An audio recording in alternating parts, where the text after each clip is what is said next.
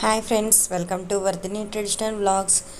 Mixie video review పెట్టమన్నారు కదండి, అందుకే నేను మొక్కజొన్న పొత్తులు, బూరెలు లేదా పునుగులు అంటారు, ఆ వీడియో పెడుతున్నాను. మొక్కజొన్న ఇత్తుల్లో బెల్లం వేసి ఇలా గ్రైండ్ చేసి గుంట పునుగుల్లో వేశాను. ఆ వీడియో క్లిప్పింగ్ చూడండి. మిక్సీ అయితే చాలా బాగా పనిచేస్తుందండి. It's very good.